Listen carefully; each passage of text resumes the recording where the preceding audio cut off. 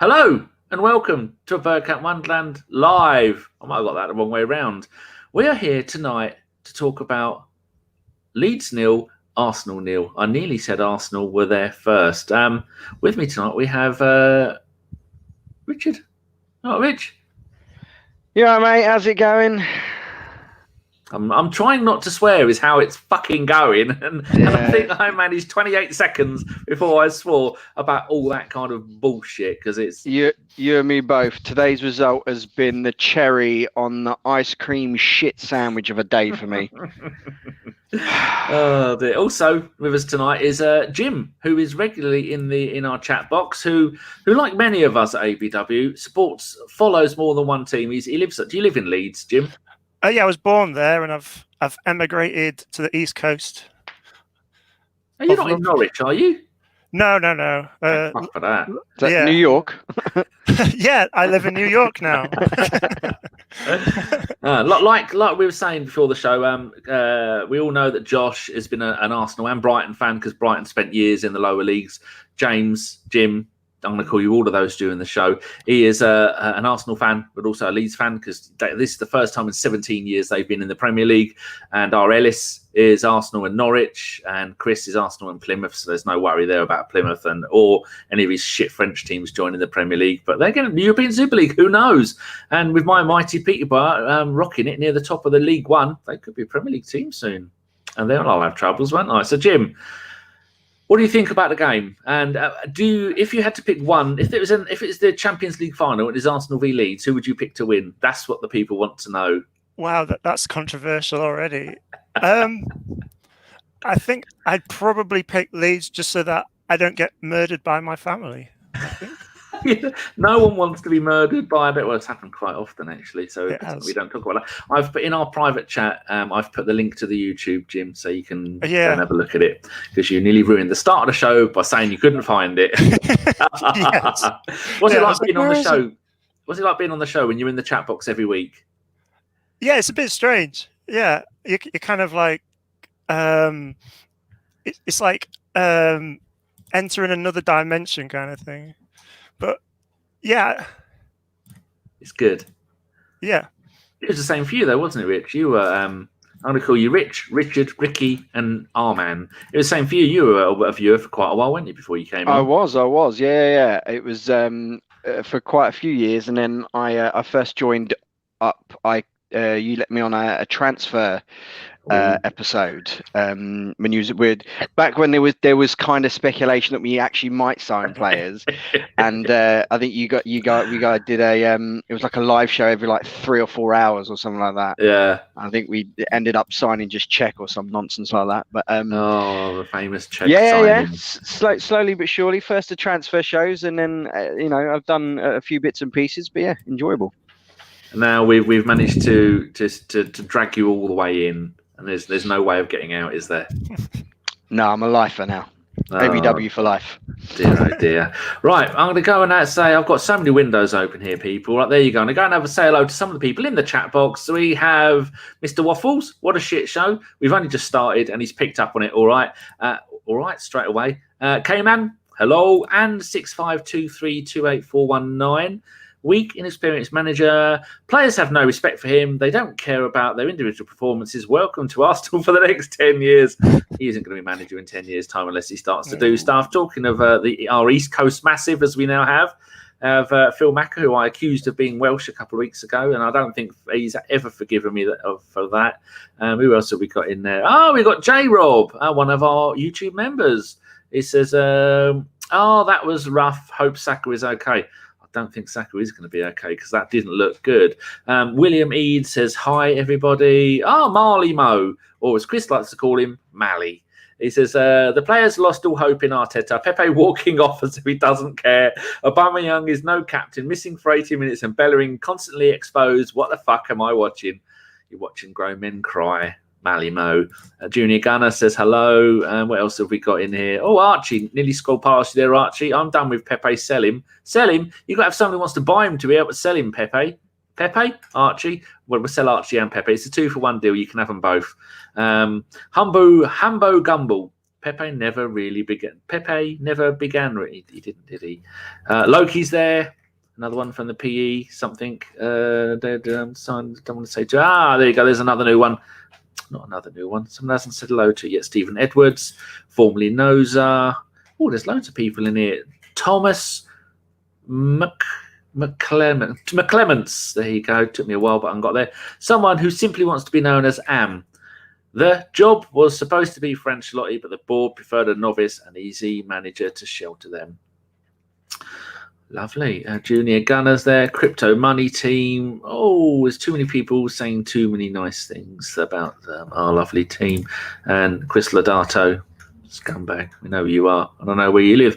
Path is there as well. So, Jim, talk us your thoughts on, because you can give both sides on this. First of all, as an Arsenal fan, I apologise to all Leeds United fans. You, ladies and gentlemen, were fucking robbed tonight. You should have won that game 4-0. We were shit. James, Jimmy, Jim, feel free to come at it from both the Leeds United side and from the Arsenal side. What did you think about the game, the lineup, and your initial impressions before we start getting into elbow deep in the real shit? Yeah. There's a lot there to do. What's your initial impressions about the game? The problem is that I've seen that game from Leeds for most of last season. Just like lots and lots of chances and then no goals or one goal. So I was kind of used to that. And because a lot of teams in the Championship would just sit behind the ball and wait for the counter attack. It's a bit disconcerting when it's Arsenal that's doing it. It hurts more. Yeah. And I don't know, you'd expect more from Arsenal than to be doing like Tony Pulis tactics. But I felt robbed, really, because like by the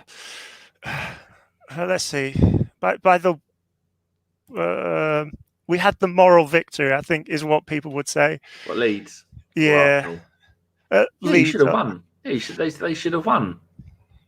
I don't know why, but I was just really mad at the end when the referee wouldn't allow the corner kick at the end. Yeah, the referee's been knobs.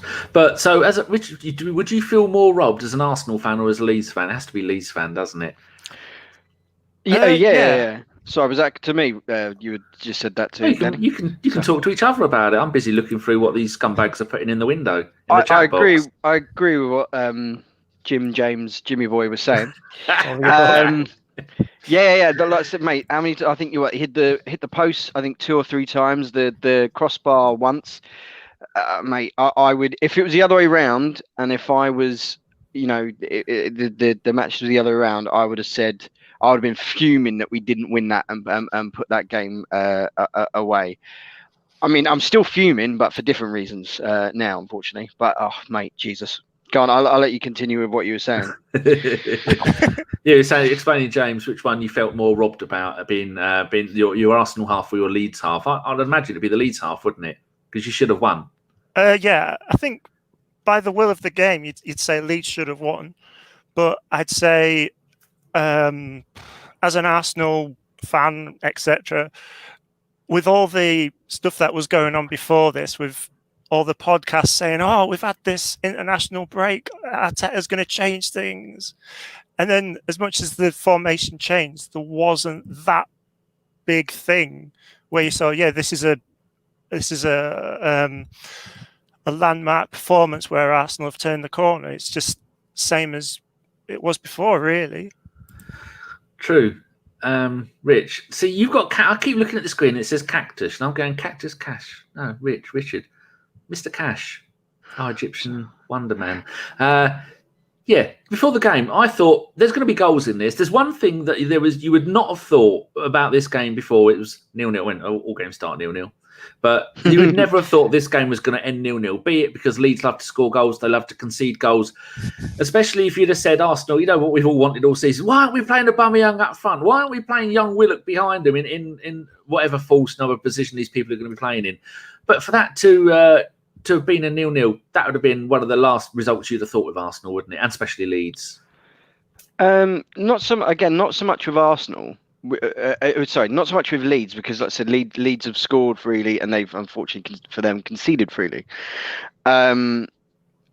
We have kind of been the opposite end of that spectrum. We've been fair, apart from the Villa game. We've been actually defensively quite tight, but offensively we've been awful. Like, you think that what is it, the stat now, we're like, is it 8 hours or something like that now that without a goal from open play, like something ridiculous. And I looked at the formations and stuff like that, and he has changed it, in the sense of, we went for a 4 at the back, we had a 3-man midfield, and we had Aubameyang up front. Unfortunately, you could have Messi, Ronaldo, fucking Ronaldinho, Puskás, Bobby Moore, and Stanley Matthews in that side. But if all of them play the way they played, the Arsenal team played tonight, they're not going to score goals. It's so slow. It's so listless and passive. There was one point in the game, and I know Joe Willock has been taking a bit of stick online because he didn't have a particularly fantastic game. But there was one point in the game where he picks up the ball, and he's starting to drive forward, and he's got no options in front of him. Absolutely nothing. In the sense that he's like, what? He's 21, 22. He's actually yelling at Willian to make a fucking run. So I don't want to swear. To make a run. You want. But the old age motherfucking pensioner isn't moving. And Aubameyang was exactly the same. Aubameyang was everything that I have criticised Ozil for being. He seemed uninterested and just make a fucking run. If everybody in front of you, if the 3 strikers in front of you are standing still in and amongst 5-4 defenders, nothing's going to happen to you. You're not going to create any chances. There's no wonder that we've got so few touches in the final third and in the box. We play so slowly. I don't know what has happened. We have regressed into near on the dregs of the Emery and end of days Wenger teams, in the sense of, it's so passive again. What happened to the aggression? What happened to the energy? What happened to this aggressive press from the team? We're doing all the negative things that we did under Emery all over again. Lose the ball and we're fucking sprinting backwards. Our stats for running around and stuff like that are probably really, really good. But there's no conviction in what we're doing. Like, we're running up to players and then we're standing off them 4 or 5 yards. No one's putting a foot in.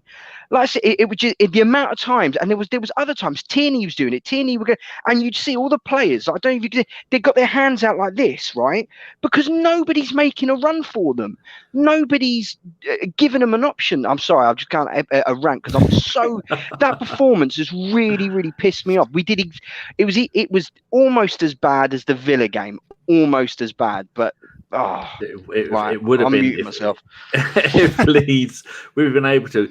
Jim, with there's one stat that amazed me in the Premier League. Leeds have made the most tackles. Arsenal have made the least tackles. Did you hear that stat? How can that even be possible? When most of the season we're playing the likes of Ceballos and Xhaka in midfield, and we've been playing with 3 centre backs and 2 kind of wing backs. That's 3, 4, 5, 6. Regularly, we're playing with 7 players whose main job on there is to do defending. How can Arsenal be the team that have done the least number? I don't know if it's successful tackles, attempted tackles, or tackles in total. How does that even happen? I can see. Good luck with that. I can see with Leeds because Bielsa would probably attack them if they weren't pressing. He just demands energy. And if you're not doing that on the training pitch, then you're not playing.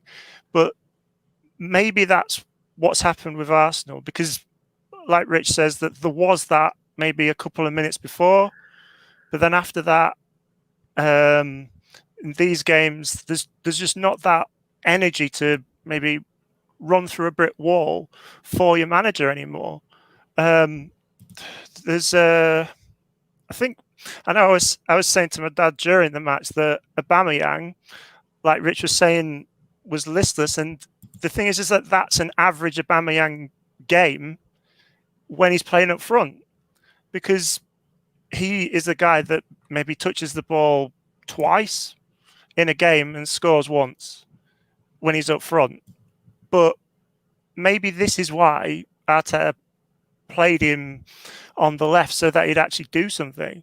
But you'd have to question, like Rich is saying, what has changed between the energy at the start with Arteta and now.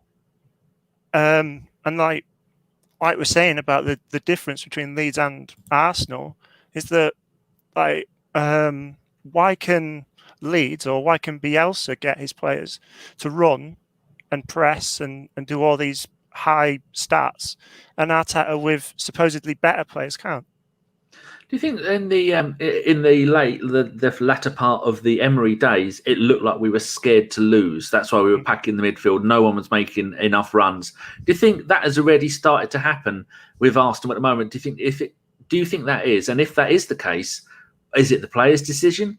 Because when I was saying to Sean's mum was here, and she was watching some of the game with me, and I was saying, look, if you had the top 20 Premier League's fastest players, Pepe, Aubameyang, Saka, that's just those ones that we had playing tonight.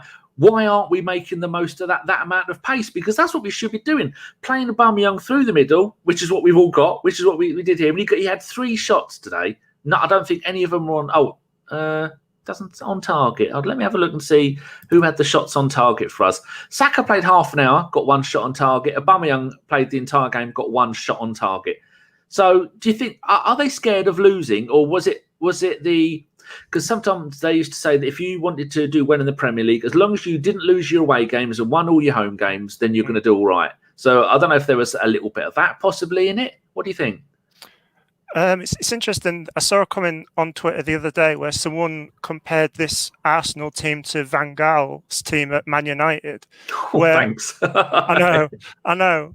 But you know, like where Van Gaal had pretty much every phase of play micromanaged within an inch of its life, so that if a person like got the ball, he was scared to not drift from the plan, and they ended up really defensive and really slow, and it seems almost similar because there's players just trying to remember what they're supposed to be doing half the time, and it's a good job that there's no crowd almost because because they can hear what Arteta is telling them to do. Otherwise, in 9 languages. Yeah. Do you think he's possibly doing? I'm going to come to you in a minute, Rich, because you've got hundreds. I can see you starting to shake like a volcano. You're about to blow. So 30 seconds, Jim. Do you think that the? Oh, what's the point you just made? I had a brilliant question, Jim. The scared to do the wrong thing. Being micromanaged. That's it. Cheers. I'm glad someone's fucking listening. Jim, do you think Arteta is too involved? Do you think he needs to sit on a bucket and shut the fuck up for a little while? Yeah, it does seem to be stood on the sidelines. I think if he was allowed, he'd probably be doing 2 foots on some of the players or something. Running around them. Yeah, running after the players saying, I want you to press. But maybe he should just sit down and do a pep on it instead. Possibly. Just shout at a chair that's there instead. Rich, shots on goal. We were just talking about that. Arsenal had a total of the page is just updated. Leeds had 25 shots with 4 on target. We had 9 with 2 on target. We played Aubameyang up front. How did that happen with Aubameyang up front? I know you said that Willian needed carrying around for the second half because he's an old man with a bad back. Willock didn't really. I think someone put in the chat that Willock did 3 times. Willock did try to do through balls to Aubameyang, and you were getting annoyed with it that no one was doing it. Pepe was completely useless for the whole game. Good job he got sent off. And I'm going to add another question. So you know me, I do like to stack my questions. Is it a bad sign that we went down to 10 men and it made no difference for us? We weren't any worse. Well, I think after we went down to 10 men, we kind of reverted to type in the packing the box and having a 5-man midfield and 5-man defense essentially. The Aubameyang. See, this is Aubameyang up front. I think there's a reason why Arteta was obviously reticent to do it. And I had doubts about it as well, not because I don't think that Aubameyang can't play up front. I just don't think he can play up front in this team the way Arteta wants him to play. He is not a target man. He rarely ever wins headers, and he's not strong enough to hold up the ball with and play with his back to goal kind of thing. And it's one thing, kind of like, give and go and stuff like that. I would have loved to have seen him play on the shoulder a lot more, and kind of spinning in and having a lot more movement. His movement seemed really poor tonight. It just, like I say, it just seemed very uninterested, and it was really, I found it quite shocking and annoying. I think, like Loki said, we put on the handbrakes on them and just park the bus after the thing, even though that, that counter, we had our best chance, I think, when we went down to 10 men and we kind of broken Saka. A great ball by Bellerin. Saka got put through, and he forced the keeper into making a good save after he kind of like half went round him. But it was. I think there's a lack of confidence in this squad. They don't seem happy at the minute. I'd love to pick Arteta's brain and ask him where the pressure has gone. Where's the energy? Where's the tempo? I mean, like I said, Leeds, when they broke, everybody broke at speed on us and sprinting to get to the ball, busting a gut. And then when they got to the ball, we just didn't do that. And did you say they were the stat where it was we made the least amount of tackles? Yeah, whether it's completed or attempted, ours the least, leads the most. Yeah, and the reason for that is because we get to 2-3 yards to the player and then we stop. And the main reason for that is fear that you're going to get beaten one-on-one. That I do that every fucking Sunday, right? But I'm 40 years old, right, and fat and slow. I got all the pace of someone running through a tub of hummus, right? And that's what I do, because I'm not quick enough, and I will get beat if I go too near a player. It's I think it's just, I say, a lack of confidence, and we just end up like they're playing that basketball game where it's like, the Leeds would get the ball and they just come streaming forward to us, and rather than making a tackle, rather than going to the ball and putting pressure on the player on the ball, we're fucking sprinting for our lives towards Leno. And I just, it done my brain in. I would love to have, for that question to be asked of Mikel. Where has the pressure gone? You can tweet, don't you? You can tweet Simon Collins. Simon, mate, sort it out, please. Because honestly, you could have had Messi, Ronaldo, whatever combination of players from any era in that time. If you play with that lack of energy and that fear, you are not going to do anything. Look at this. I'm just looking at whoscored.com, Jim. Successful tackles by Arsenal. Magalhaes 1, Tierney 1, William 1, Willock 1, Pepe 1, Ceballos 4, Xhaka, which is his job, 0. And then you look at attempted tackles. Xhaka made 1 attempted tackle. Did you see that one he pulled out of? It was in the second half. Oh. So what do we do about that, Jimmy? You look at the Leeds side. They're holding midfielder Phillips, whatever position you can call him. He made 2. Dallas made 3. Klitsch made 2. Koch made 2. Luke Ayling made 5 attempted tackles. Elliot, number 10, he made 8 of them. There you go. That's why I was asking earlier. Past self, go and have a look at who scored. That'll tell you why. Leeds have made the most tackles. Arsenal have made the least. Are they scared to make tackles? How can Xhaka be the one in midfield who's meant to be doing that kind of job, Jim? How can he get away with making 0 tackles? Or completing 0 tackles and attempting 1? Or is there no answer? I think it's like Rich says, like there's that fear, but it's hard to explain because I know how I would set teams up, etc. Because obviously I'm a world-class manager, but if you're supposedly in the Pep school of defending, etc., with the 5-second rule or 3 seconds where you lose the ball and then press, then you'd at least expect the defensive midfielders to be tackling and diving in there. But then maybe it's a good thing that Xhaka isn't, because he'd be off the pitch after 2 minutes. True. Someone made a good point here. I'm going to go and find it. Thunder Road Disease. He's our resident troll killer. 85 watching, 103. 15 likes. Thumbs up for the match performance. Oh, thumbs up and not for the match performance. It's for the lads. So there you go. Yeah, if you do give it a thumbs up, more YouTube are going to look at it and go, "Oh, look, that's had a lot of thumbs up." We might recommend it to other Arsenal fans and make their day miserable. Question. Oh no, I was going to come to his question in a second. Does anyone feel that Arteta? No. Let's go to this one. Rich, has Arteta lost the dressing room? Or certain players? You're thinking a lot about that one. Perhaps in a way, because the performances that people are putting in now are not the performances that were put in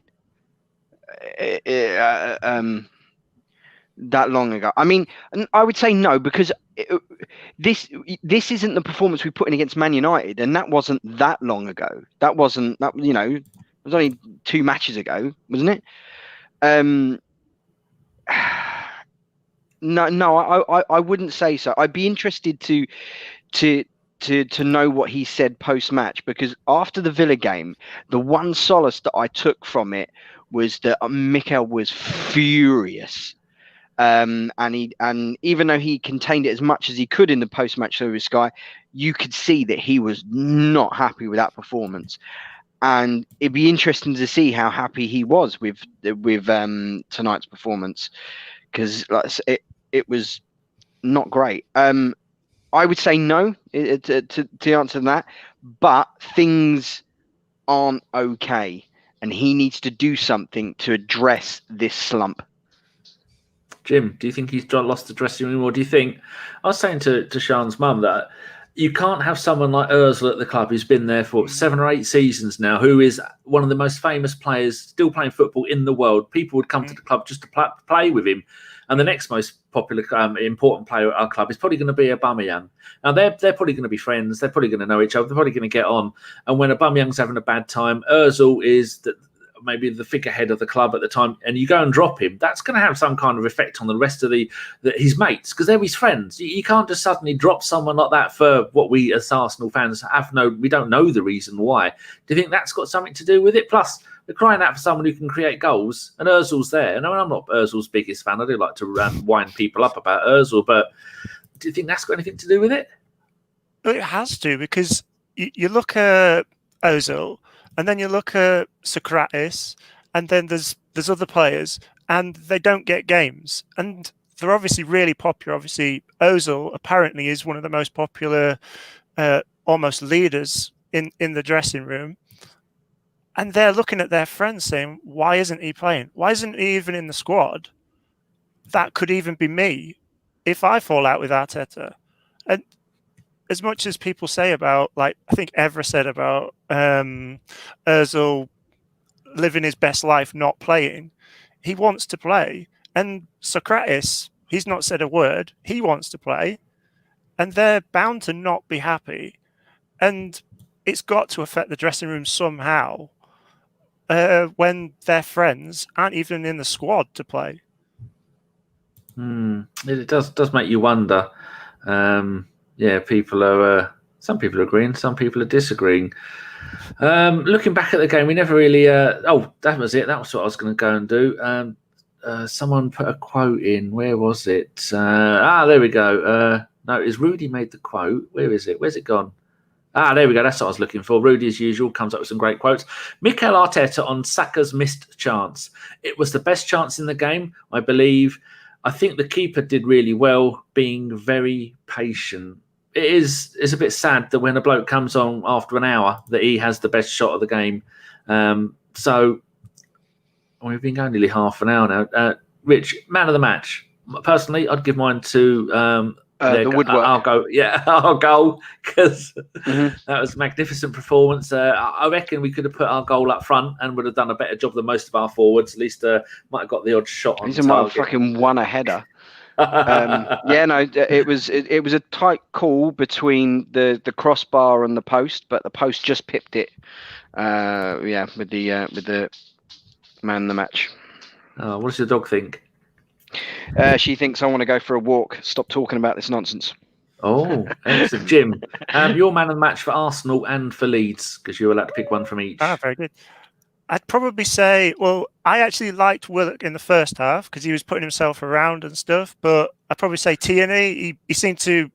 He always gives in maybe a 7 or 8 out of 10, no matter what game he's playing. And obviously, he's provided a lot of memes at the end of the game trying to fight Alioski. But let's see, Leeds probably Click. Probably he was everywhere as on the pitch, and I think if anything did happen that was good, it was to do with him. I'm looking at the Opta ratings. Alioski, why does he wear number 10? If he's playing at left back, or is that meaningless? Well, he started off as a left winger, but then everyone realised he wasn't that good there, so they just pushed him further and further back. He got an Opta rating of 7.6. Who else? Harrison got a 7.2. Rafinha, is he Brazilian? Yeah, he is. Yeah. Brazilian playing for Leeds. Wow, I know. Never thought I'd see the day. It's bad enough when Mirandini was playing for Newcastle. He got a 7.1. Arsenal's highest rating and man of the match for the entire game, Bernd Leno, 7.7.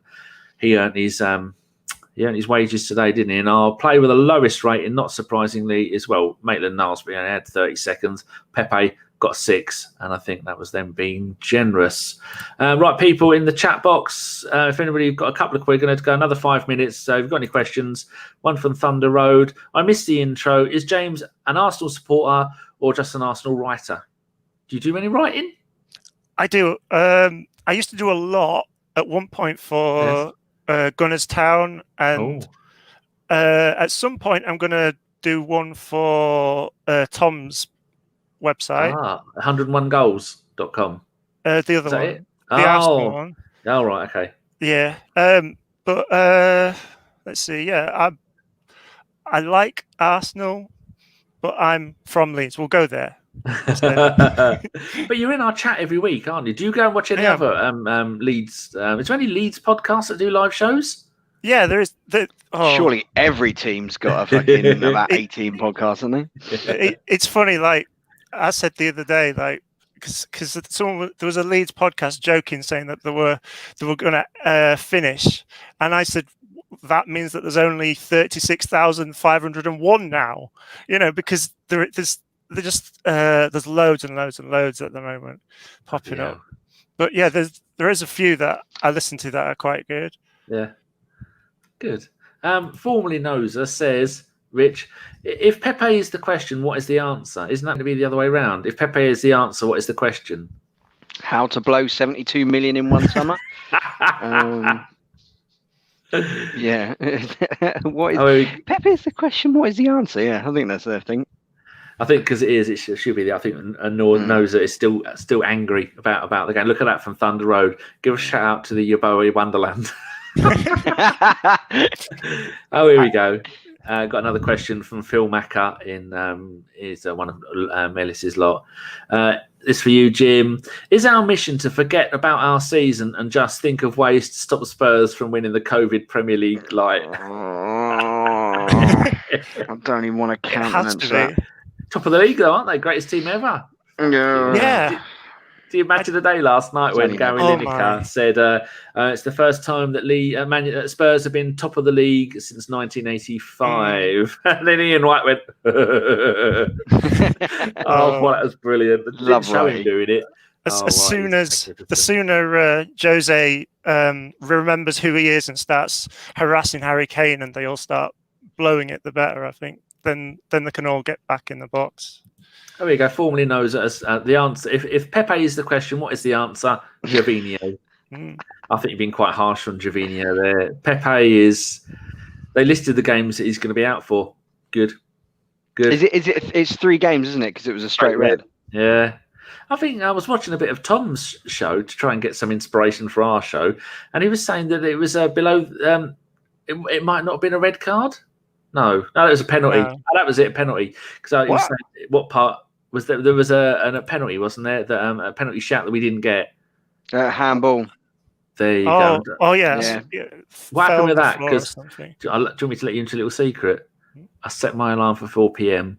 Remembered we're playing Leeds. Changed my alarm to 4:30. Listened to the first half on the radio in bed. Then got up and then missed the next 10 minutes because I was getting dressed.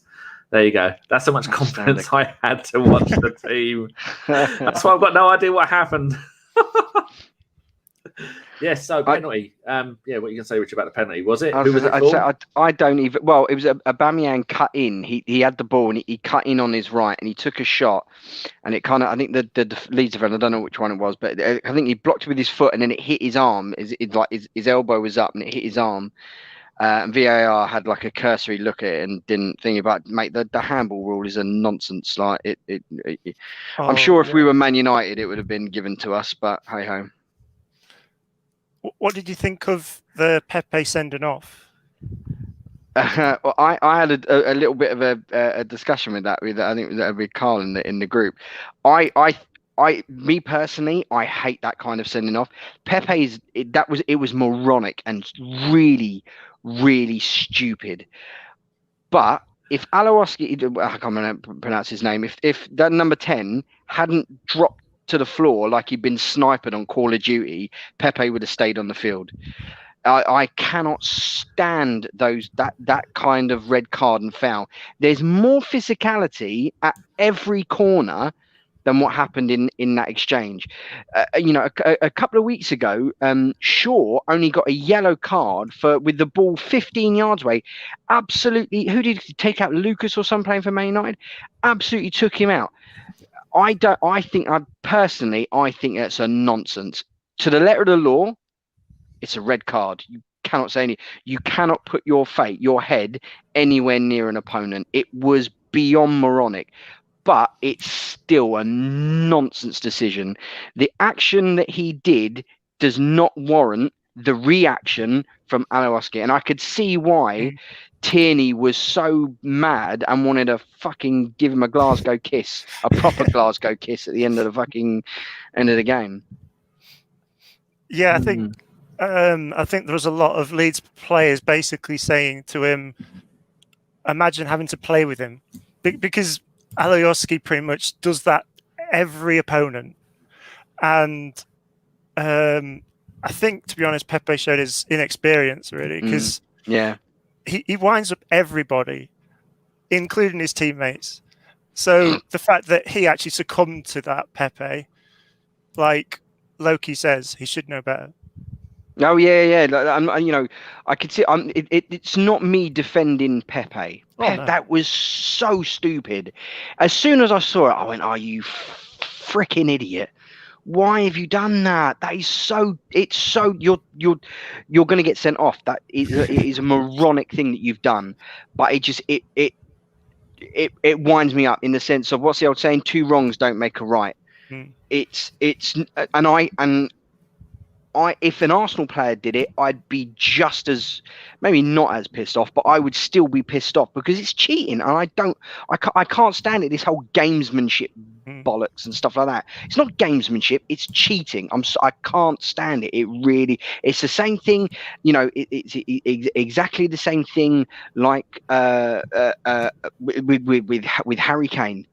with his old backing into players and then kicking himself up in the air to dive and win free kicks. It really, really gets on my goat. And it's, the way like Gary Neville was talking in the commentary, like fucking Pepe had done GBH on him. Because Gary Neville's never done anything wrong in his life, has he? But it was the meekest coming together I've ever seen. And he just, he's cheated. But Pepe is a moron for doing it. He should know better. He's been playing top flight football for long enough. It was dumb. No excuses for Pepe. There you go. Is there any other part of the game either you want to cover before we bugger off? Can I just say I applaud all the Arsenal fans in the chat room saying that he should have got his money's worth. Yeah, if you're going to do it, don't fuck about. Do it properly, because you're getting a red no matter what. In fact, it might have done him more favour if you'd have knocked him out and then stamped on him, because he'd have got a longer ban. And then, here we go. That's excellent. Right, manscaped.com. Go there, use the code Bergkamp to get 20% off. Go and shave your balls. Do yourself a favour. It's got a little light on it. It's wonderful. Did either of you two listen to the podcast from yesterday where we spent 20 minutes talking about shaving your balls?